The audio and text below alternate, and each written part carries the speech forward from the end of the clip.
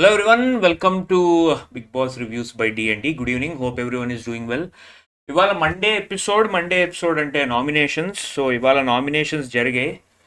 వా నిజంగా చెప్పాలంటే చాలా బోర్ అనిపించింది అండ్ చాలా వరకు చిరాకు వచ్చింది కొన్ని యాంగిల్స్లో. ఫస్ట్ ఏంటంటే ఫస్ట్ ఏ విషయంలో చిరాకు వచ్చింది అంటే తనూజ చేసిన నామినేషన్ ముందు ఒక సీన్ చేసింది. అది చాలా అనాయింగ్ అనిపించింది. ఫస్ట్ ఏంటంటే ఇమాన్యుల్ నీతో మాట్లాడాలని చెప్పి కొన్ని మాటలు మాట్లాడింది. అదేంటి అంటే ఇన్ కాంటెక్స్ట్ షార్ట్గా కాంటెక్స్ట్లో చెప్తాను. నువ్వు నన్ను ఫ్రెండ్ అని నువ్వు అనుకోవట్లేదు, నేను నిన్ను ఫ్రెండ్ అని అనుకుంటున్నాను.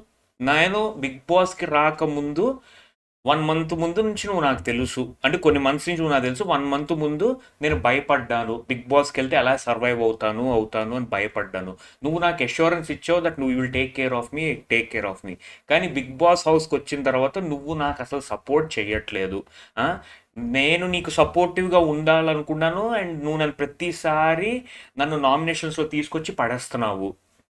అది కాకుండా నేనేదో ఒక్కసారి నువ్వు నా ఫ్రెండ్ కాదు అని అన్నానని చెప్పి నువ్వు అది కసి పెట్టుకుని పగ పెట్టుకుని నన్ను ప్రతిసారి నామినేషన్స్లోకి వచ్చి తీసి పడేస్తున్నావు. అండ్ నీకు వేరే వాళ్ళు ఫ్రెండ్స్ ఉన్నారు, ఫర్ ఎగ్జాంపుల్ దివ్య ఉన్నారు, వీళ్ళందరూ ఫ్రెండ్స్గా ఉన్నారు. నేను నీ ఫ్రెండ్ కాదా? ఎందుకు నేను నీ ఫ్రెండ్ కాదు? నేను ఎప్పుడు నిన్ను హార్ట్ఫుల్గా నమ్మాను. నాకేమైనా కష్టాలు వస్తే, కన్నీళ్ళు వస్తే, భయం వేస్తే, బాధ వేస్తే ఎవరైనా తోడుంటారంటే నువ్వు ఒక్కడవే తోడుంటావు అని నేను అనుకున్నాను. కానీ నువ్వు నాకు ఈ మధ్యన అసలు సపోర్ట్ చేయట్లేదు, నాకు చాలా బాధగా అవుద్ది, నువ్వు లేకుండా నేను అసలు చాలా కష్టంగా ఉంది అన్నట్టు ఏడుస్తూ సీన్ క్రియేట్ చేసింది. దానికి ఎమాన్యుల్ కూడా కరిగిపోయి ఏడ్చి, అవును నేను నీకు ఎంత సపోర్ట్ చేసినా నువ్వు అది తీసుకోవట్లేదు, ఇంక నేను ఎంతకాలం నేను సపోర్ట్ చేస్తూ ఉంటాను, ప్రతిదానికి నువ్వు నన్ను తీసి పరేస్తున్నావు. నేను నీకు ఎంత సపోర్టివ్గా ఉన్నా నువ్వు ఎప్పుడు నాకు సపోర్ట్ చేయాలని నువ్వు నన్ను అంటున్నావు. సరే ఇంక ఈ అమ్మాయికి సపోర్ట్ చేసి లాభం ఏంటి, ఇంకా నేను కూడా నా పని నేను చూసుకుంటా అని చెప్పి నేను డిసైడ్ అయ్యాను. అందుకే నేను నీ దగ్గర సపోర్ట్ చేయట్లేదు. కానీ నాకు నువ్వు అంటే చాలా ఇష్టం, you are my best friend, you are my dearest friend. నేను ఎప్పుడో మనం షో కాకముందు నుంచి మనం కలుసుకున్నాం. నాకు అందరికన్నా రితు బాగా క్లోజ్, కానీ నేను రితుతో ఎక్కువ క్లోజ్గా ఉండట్లేదు. నీతోనే రితు నాకు ఎప్పటి నుంచో తెలుసు, కానీ రితుతో కూడా సరిగా ఉండట్లేదు. అయినా నేను నీకు చాలా ఇంపార్టెన్స్ ఇచ్చా, చాలా వాల్యూ ఇచ్చా, బట్ నువ్వు నన్ను ఇలా తీసి పారడం నాకు నచ్చలేదు అని చెప్పి వాళ్ళు ఏదో క్లారిఫికేషన్ చేసుకున్నారు. అదే ఆ పిల్ల నామినేట్ చేయకుండా ఒక 15-20 నిమిషాలు ఇదే పీకింది.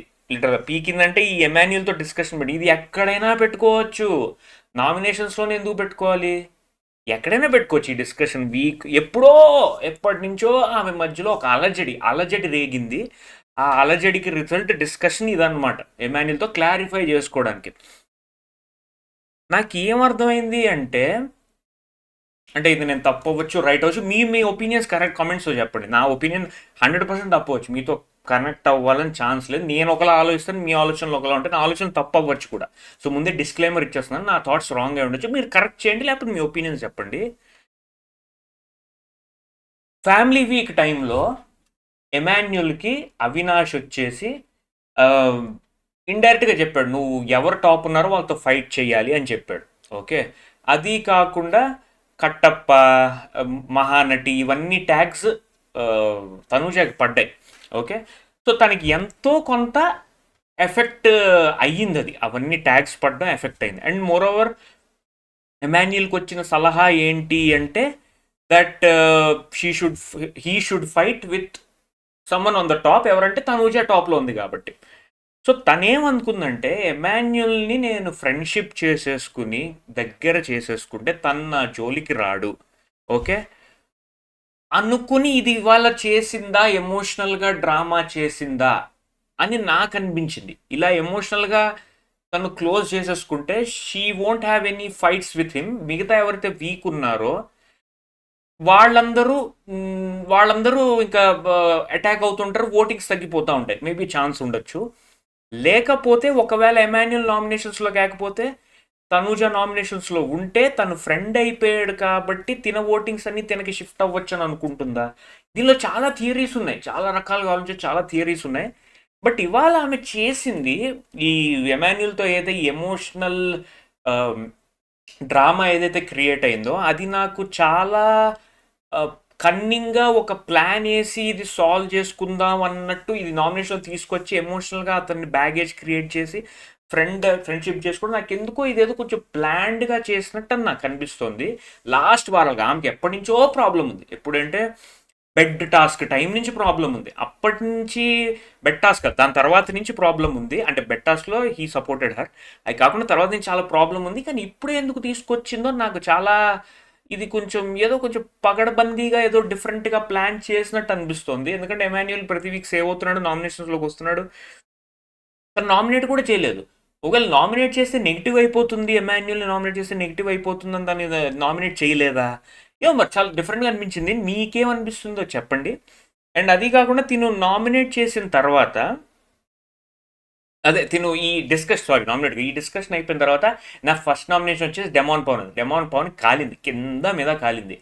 ఏంటి ఇప్పటి వరకు మీరేంటి గేమ్స్ ఆడుకుంటున్నారా? వేళాకోళంగా ఉందా? నామినేషన్ అని చెప్పి అరగంట సేపు సోదేసుకుని ఇప్పుడేంటి నా పేరు ఎత్తున్నారు, మీ ఇష్టం అనుకుంటున్నారా అని చెప్పి. డెమాన్ పవన్ చాలా మంచోడబ్బా, నిజంగా మంచోడంటే గేమ్ పక్కన పెట్టేసేయండి, వ్యక్తిత్వంగా చాలా మంచోడు, అమాయకుడు నిజంగా. ఏంటి మీరు ఇలా వెటకారం ఉందా ఇది అంటే, ఈమె రెచ్చిపోయింది లిటరల్గా. రెచ్చిపోయి అవును మేము క్లారిఫై చేసుకుంటున్నాం, నీకు వచ్చిన ప్రాబ్లం ఏంటి ఇది అని అరిచిపడేసింది. బిగ్ బాస్ మధ్యలో ఇంటరప్ట్ అయ్యి, తనుజ ఫస్ట్ అన్నీ మూసుకుని నామినేట్ చేద్దాం, మీ క్లారిఫికేషన్ ఇచ్చుకోవచ్చు ఇది అది అని చెప్పింది. అండ్ డెమాన్ పవర్ నామినేట్ చేసేటప్పుడు నీ గేమ్ నువ్వు ఆడు, నువ్వేంటంటే రితు కోసం ఆడుతున్నావు, టీం గురించి ఆడలేదు. రేపు ఒకవేళ మనందరం ఒక టీంలో పడ్డామంటే నువ్వు వేరే వాళ్ళ టీంకి సపోర్ట్ చేసుకుంటావు వచ్చి మాకు బొక్క పడుద్ది ఇది అది అని చెప్పింది. ఈ లోపల రితు లేచిపోయి తనూజని లెఫ్ట్ రైట్ తిట్టిపడిందంటే ఆడేసుకుంది. ఏంటి తను నా కోసం సపోర్ట్ చేశాను అన్నాడు. అలా చేయకుండానే ఇప్పుడు వరకు నేను ఇంతవరకు వచ్చానా? ఊరికే ఏమనంటే పోయములు రాస్తారు, ఊరికే తను నాకు సపోర్ట్ చేశాను, నా గురించి ఆడుతున్నారు అని చెప్పేసి.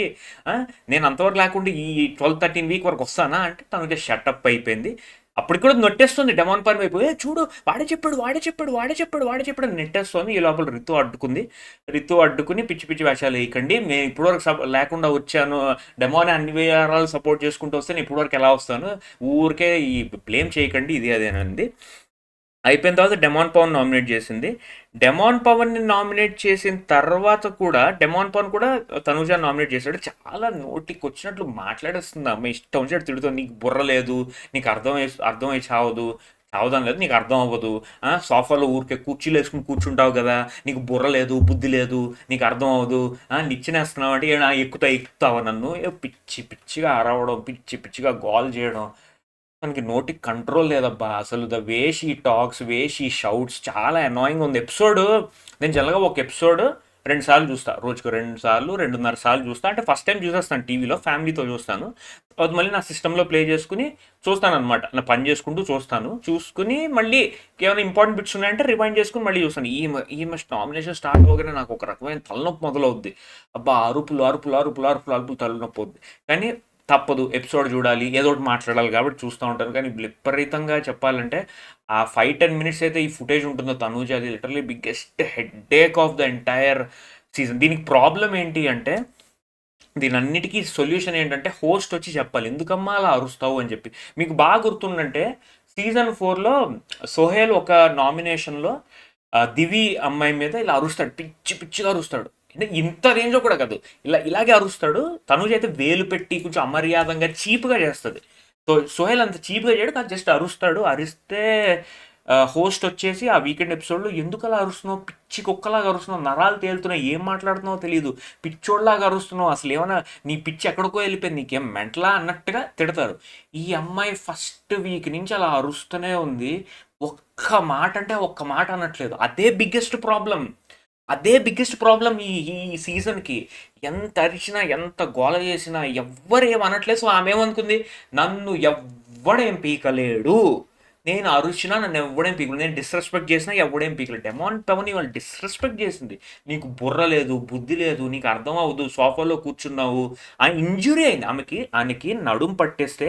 ఈ ఎత్తైన కుర్చీలు మీరు ఈ వెనక చూస్తే ఎత్తైన కుర్చీలు ఉన్నాయి కదా, వీటిలో కూర్చుంటే నడుం పట్టేస్తుంది. ఎందుకంటే ఎత్తులో ఉంది, కాళ్ళు కిందకి వెళ్తుంది కాబట్టి, వెయిట్ లాగేస్తుంది కాబట్టి నొప్పి ఉంటుంది. ఆయన చిన్న కుర్చీలో కూర్చున్నాడు, దానివల్ల నొప్పి ఉండదు కాబట్టి అని చెప్పి దాన్ని మాక్ చేసింది.